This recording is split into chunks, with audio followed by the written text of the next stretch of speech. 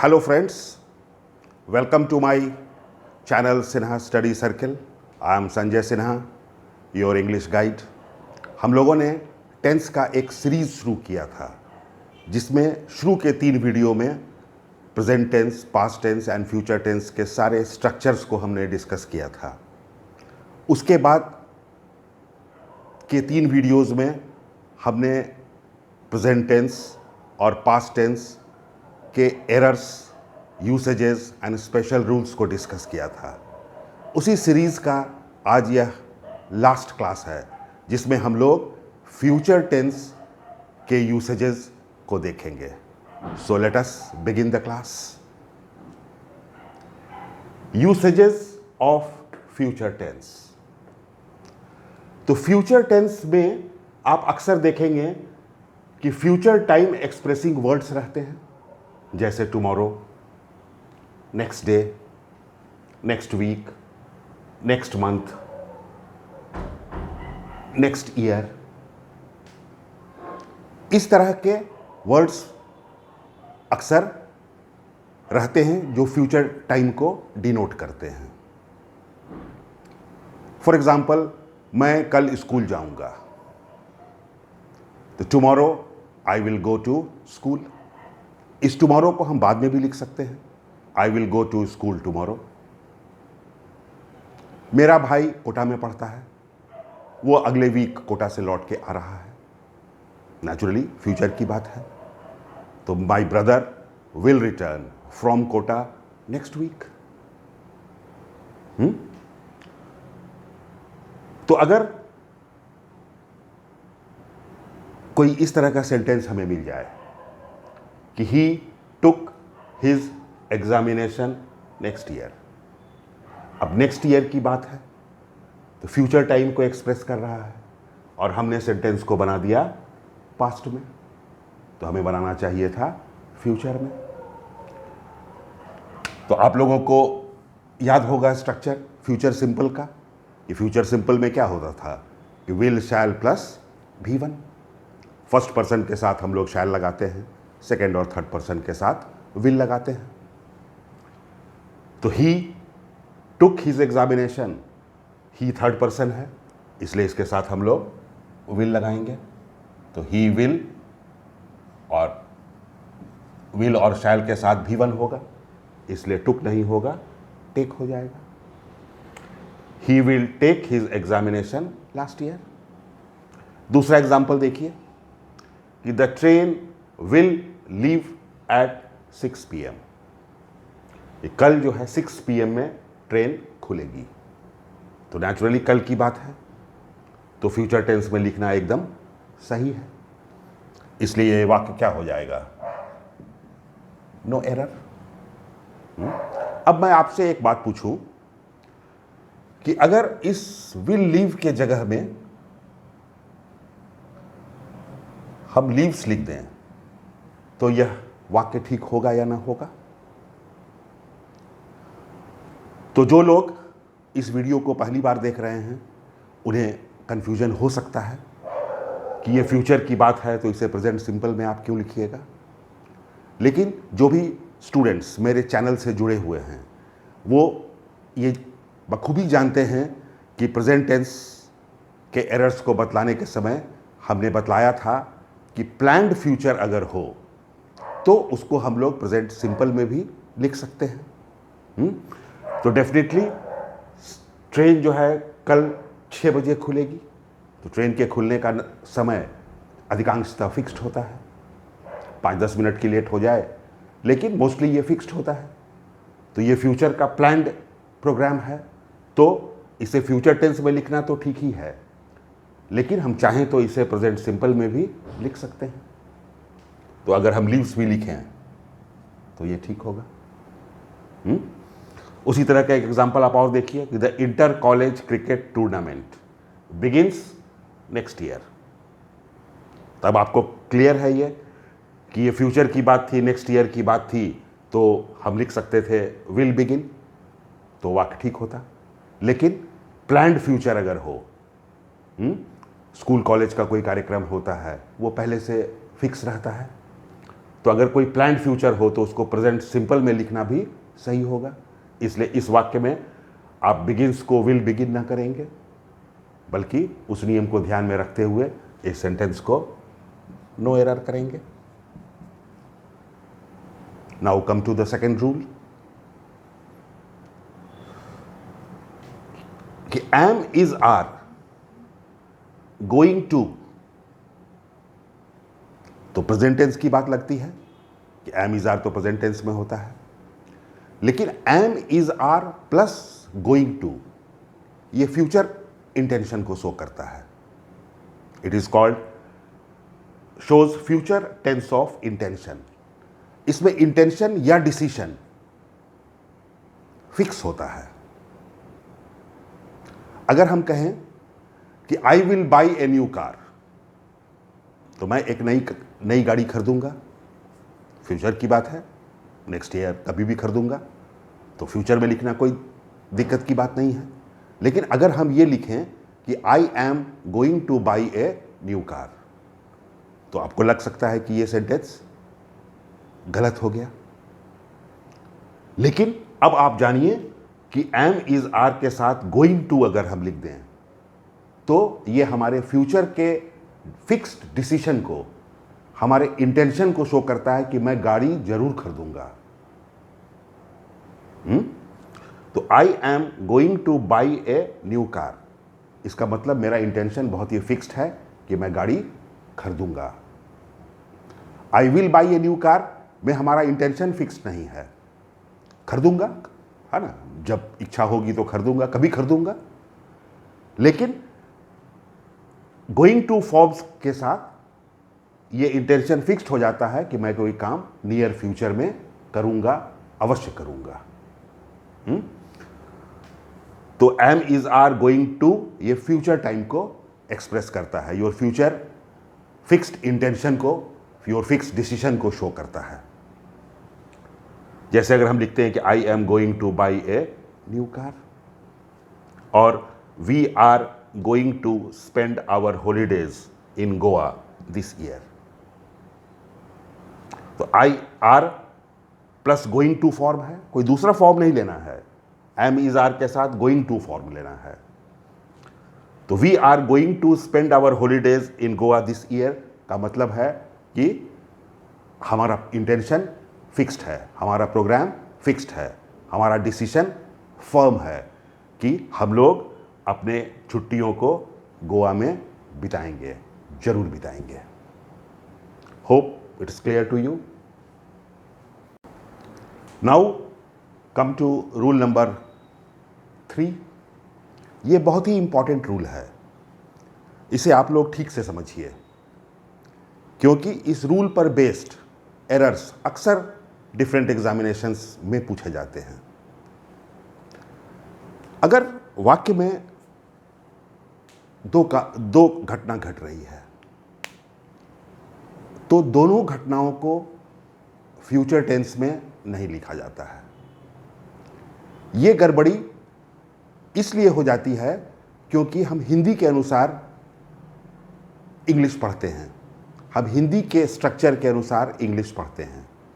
हिंदी में कहा जाता, आसानी से कहते हैं हम लोग, यदि वह आएगा तो मैं जाऊंगा। तो यदि वह आएगा फ्यूचर टेंस, तो मैं जाऊंगा फ्यूचर टेंस। हिंदी के स्ट्रक्चर के अनुसार यह वाक्य ठीक है। लेकिन जब इसका इसी तरह से इंग्लिश ट्रांसलेशन हम कर देते हैं तो निश्चित रूप से दोनों तरफ ही फ्यूचर टेंस हम लगा देते हैं और वाक्य में दोनों तरफ फ्यूचर टेंस नहीं लगता है। तब यह क्वेश्चन आपके दिमाग में जरूर आएगा कि सेंटेंस का 2 पार्ट है, तो किस पार्ट का फ्यूचर टेंस हटाया जाए। तो इसके लिए एक चीज ध्यान रखिए आप कि सेंटेंस के 2 पार्ट हैं, तो एक मेन क्लॉज होगा, एक डिपेंडेंट क्लॉज होगा। तो जो मेन क्लॉज होता है वो फ्यूचर सिंपल में होता है और जो डिपेंडेंट क्लॉज होता है वो प्रेजेंट सिंपल में होता है। अब आप पूछेंगे कि ये डिपेंडेंट क्लॉज क्या होता है, हम डिपेंडेंट क्लॉज कैसे पहचानेंगे? तो उसके लिए एक ट्रिक मैं आपको दे रहा हूं जिसको ध्यान में रखिए आप कि जो भाग वो आगे है वाक्य में या पीछे है इससे कोई फर्क नहीं पड़ेगा, लेकिन जो भाग इफ से शुरू हो, व्हेन से शुरू हो, अनलेस से शुरू हो, अनटिल से शुरू हो, इन केस से शुरू हो, एज लॉन्ग एज से शुरू हो, एज सून एज से शुरू हो, प्रोवाइडेड या प्रोवाइडेड दैट से शुरू हो, वो भाग डिपेंडेंट क्लॉज होगा। अब बहुत क्लियर है कि जो भाग इन शब्दों से शुरू होगा उसे हम फ्यूचर सिंपल में रखेंगे, और जो मेन क्लॉज होगा उसे हम फ्यूचर सिंपल में रखेंगे, और जो डिपेंडेंट क्लॉज होगा उसे हम प्रेजेंट सिंपल में रखेंगे। आइए बहुत सारे रूल्स के द्वारा हम इस बात को समझें। तो रूल नंबर 3 हमने लिखा है कि जब वाक्य में भविष्य की 2 घटनाओं का जिक्र हो और दोनों घटनाओं के लिए फ्यूचर टेंस का प्रयोग नहीं होगा, मेन क्लॉज में फ्यूचर सिंपल होगा और डिपेंडेंट क्लॉज में प्रेजेंट सिंपल होगा। अब डिपेंडेंट क्लॉज आप कैसे पहचानेंगे? तो dependent clause if, when, unless का अर्थ है अगर नहीं, अनटिल जब तक नहीं, प्रोवाइडेड एज लॉन्ग एज जब तक, इन केस अगर, एज सून एज ज्यों ही, प्रोवाइडेड या प्रोवाइडेड दैट मीन्स बशर्ते से शुरू होता है। अब आप इस सेंटेंस को देखिए कि if it will rain heavily, कि यदि ज़्यादा पानी पड़ेगा, तो ज़्यादा पानी पड़ेगा फ्यूचर टेंस, तो वे लोग पार्टी में नहीं आएंगे। इंग्लिश में तो का भी ट्रांसलेशन नहीं होता है, उसके लिए हम सिर्फ कॉमा का प्रयोग करते हैं। हिंदी में तो लिखते हैं हम लोग कि अगर पानी पड़ेगा तो मैं नहीं आऊँगा या मैं आऊँगा, वो इंग्लिश में केवल हम लोग कॉमा का प्रयोग करते हैं। तो अब इस वाक्य को अगर हम देखें तो इसमें हमारा मेन क्लॉज क्या कौन सा है? They will not come to party, ये हमारा मेन क्लॉज है। तो दे विल नॉट कम, इसका मतलब फ्यूचर सिंपल निगेटिव है, जो वाक्य ठीक है। लेकिन दूसरा भाग जो इफ से शुरू हो रहा है ये डिपेंडेंट क्लॉज है, ये हमारा डिपेंडेंट क्लॉज है क्योंकि यह इफ से शुरू हो रहा है। तो इस डिपेंडेंट क्लॉज में अगर हम इट विल रेन लिखेंगे तो गलती हो जाएगा। यहां पर हमें चाहिए था प्रेजेंट सिंपल, तो प्रेजेंट सिंपल क्या हो जाएगा? इट सिंगुलर है इसलिए ये रेन्स हो जाएगा कि if it rains heavily they will not come to party. अगर इस वाक्य को हम उलट भी दें कि they will not come to party if it rains heavily, तब भी वाक्य अर्थ में कोई फर्क नहीं पड़ेगा, लेकिन स्ट्रक्चर का हमें ध्यान रखना पड़ेगा कि ये मेन क्लॉज है और ये डिपेंडेंट क्लॉज है।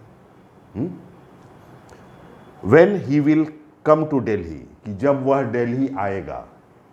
हिंदी का स्ट्रक्चर देखिए, हिंदी की स्ट्रक्चर के वजह से इंग्लिश में ये परेशानी खड़ी हो जाती है कि when he will come to Delhi, कि जब वह दिल्ली आएगा तो मैं उससे मिलूंगा।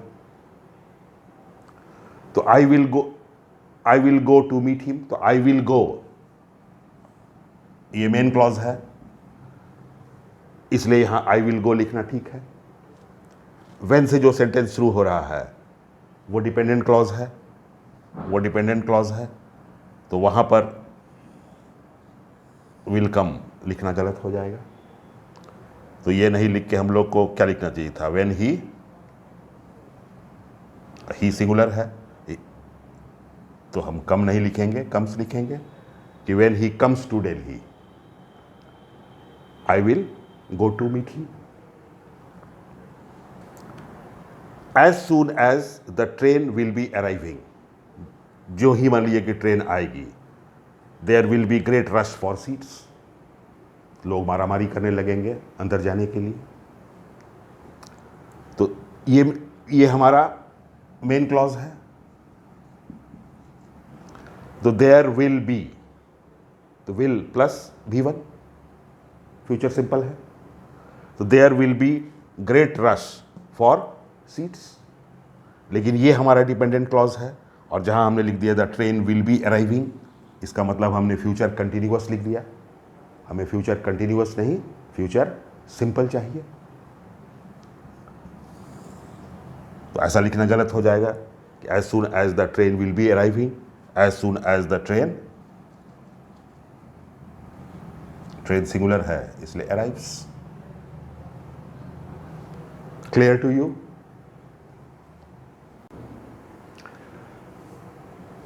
उसी रूल को हम कुछ और एग्जाम्पल से समझते हैं। मैंने आपको कहा था कि बहुत ही इंपॉर्टेंट रूल है, इसलिए जो डिफरेंट वर्ड्स हम लोग यूज़ करते हैं सारे से मैंने एक एक एग्जाम्पल बना के आप लोगों को दिखाया है। अब ये एग्जाम्पल देखिए, unless you do not work hard you will not qualify in the examination, कि जब तक तुम कठिन मेहनत नहीं करोगे तब तक तुम परीक्षा में पास नहीं करोगे। Until the train will not get the signal, कि जब तक ट्रेन को सिग्नल नहीं मिलेगा, it will not leave the platform, तो you will not qualify in the examination, ये हमारा मेन क्लॉज है।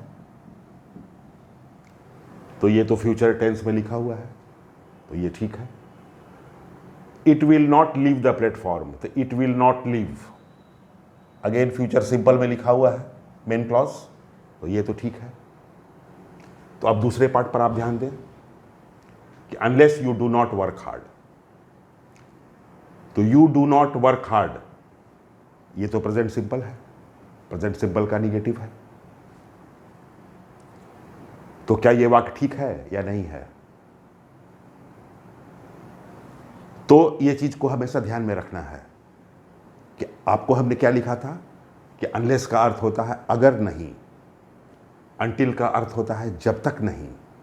इसका मतलब कि अनलेस और अनटिल में नॉट का अर्थ अपने आप छुपा हुआ है। तो अगर आप डू नॉट लिख देते हैं तो फिर डबल निगेटिव का दोष हो जाएगा। Until the train will not gate, तो फिर अनटिल के साथ अगर आप नॉट लिख देते हैं तो डबल निगेटिव का दोष हो जाएगा। इसलिए हमेशा यह ध्यान रखना है कि अनलेस और अनटिल के साथ नॉट नहीं लगेगा, अन्यथा डबल निगेटिव का दोष हो जाएगा। तो अगर हम डू नॉट को हटा दें तो अनलेस यू वर्क हार्ड, इसका ही अर्थ हो जाएगा कि अगर तुम मेहनत नहीं करोगे। फिर दूसरे भाग में नॉट लिखने में कोई दिक्कत नहीं है। हमें हमेशा ध्यान रखना है डिपेंडेंट क्लॉज पर कि जो भाग अनलेस या अनटिल से शुरू हुआ है उस भाग में निगेटिव शब्द का प्रयोग नहीं करेंगे। Until the train will not get the signal,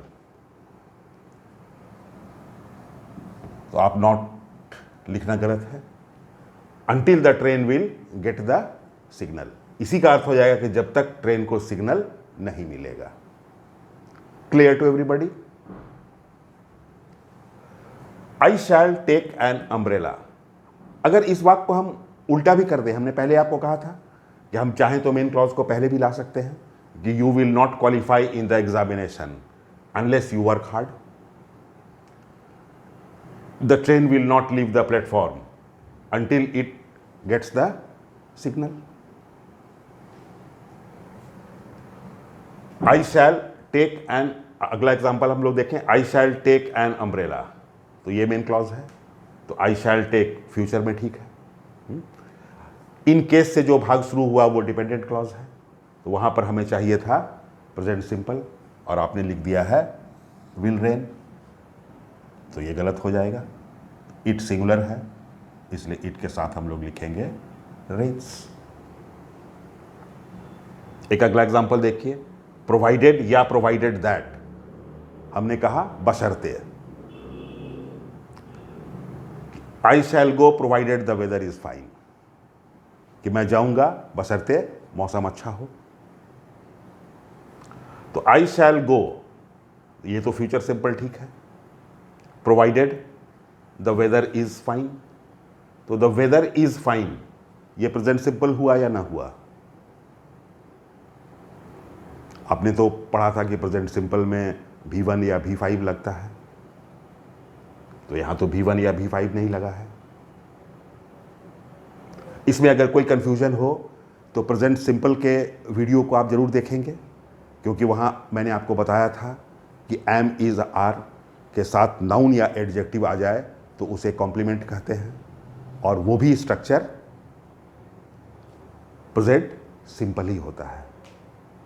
अगर किसी को कोई कंफ्यूजन हो तो पिछले वीडियो को आप देख ले सकते हैं। तो द वेदर इज फाइन, ये प्रेजेंट सिंपल है, इसलिए सेंटेंस क्या हो जाएगा? No error. I shall help him to get the job, कि मैं उसे नौकरी दिलाने में मदद करूंगा, बशर्ते वह मुझे 1 लाख रुपया दे। तो I shall help him to get the job, ये तो फ्यूचर सिंपल ठीक है। प्रोवाइडेड दैट, बशर्ते, अब ये भाग जो प्रोवाइडेड दैट से शुरू हो रहा है ये डिपेंडेंट क्लॉज है, इसमें हमें चाहिए प्रेजेंट सिंपल, और आई विल गिव लिखेंगे तो ये फ्यूचर सिंपल हो जाएगा। तो हमें क्या लिखना चाहिए था? ही है, उसके साथ सिंगुलर लगा देंगे, ही गिव्स मी, तो ये प्रेजेंट सिंपल हो जाएगा। आई शैल, नेक्स्ट एग्जांपल देखिए, आई शैल सपोर्ट हिम, ये फ्यूचर सिंपल है। As long as I am alive, जब तक मैं जिंदा हूं तब तक मैं उसे मदद करता रहूंगा। तो अगेन मैं आपसे पूछता हूं कि आई एम अलाइव ये प्रेजेंट सिंपल है या नहीं है? तो ठीक, अगर आपने वेदर इज फाइन वाले एग्जांपल को देखा है तो देखा है कि एम इज आर के साथ अगर हम एडजेक्टिव लगा देते हैं तो, या नाउन लगा देते हैं तो वो कॉम्प्लीमेंट हो जाता है। Am is are plus complement का स्ट्रक्चर भी प्रेजेंट सिंपल ही होता है, इसलिए I am alive present simple है, इसलिए ये वाक्य क्या हो जाएगा हमारा? No error. अक्सर इस तरह के वाक्य हमारे डिफरेंट कॉम्पिटिटिव एग्जाम्स में पूछे जाते हैं, इसलिए इस रूल को मैंने बहुत ही डिटेल में आपको समझाया है। मैं उम्मीद करता हूं कि ये रूल आपको ठीक से समझ में आ गया होगा। फ्यूचर कंटिन्यूअस, इससे अक्सर कोई एरर आता नहीं है, इसके लिए कोई स्पेशल रूल भी नहीं है, इसलिए हमने लिख दिया है कि keep the structure in mind. Structural error आ सकता है तो आप स्ट्रक्चर को ध्यान में रखें, और आपको याद होगा कि फ्यूचर सिंपल का स्ट्रक्चर हम लोगों ने पढ़ा था कि शैल, विल, पी प्लस V4। तो एग्जाम्पल देखिए, I shall be taking our exam at this time next month, इस समय अगले महीने हम लोग अपना एग्जाम देते हुए रहेंगे। तो shall be plus V4 structure correct है, इसलिए सेंटेंस भी करेक्ट है। Eight this time next Monday, इस समय नेक्स्ट मंडे में हम लोग तुम्हारा बर्थडे मनाते हुए रहेंगे, तो विल बी सेलिब्रेटिंग स्ट्रक्चर ठीक है, इसलिए सेंटेंस भी ठीक है।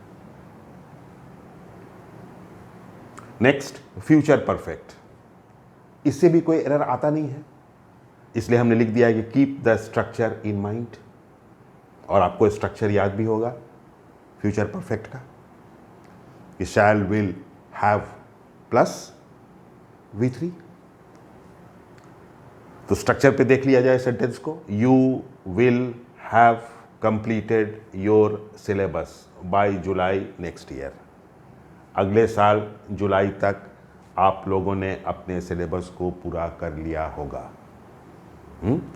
तो you will have completed structure ठीक है, इसलिए वाक्य भी ठीक है। केवल स्ट्रक्चर को चेक कर लेना है। इन 10 ईयर्स टाइम, 10 सालों में, doctors will have discovered a cure for AIDS, AIDS बीमारी का नाम आप लोगों ने सुना होगा। उसका फुल फॉर्म क्या होता है? Acquired amino deficiency syndrome. इसमें आदमी की इम्यूनिटी सिस्टम कमज़ोर हो जाती है। तो doctors will have discovered, structure ठीक है कि कुछ डिकेड्स में, 10 सालों में, इन 10 years टाइम ऑफिस का सारा काम कंप्यूटर के द्वारा ही होने लगेगा। Computers will have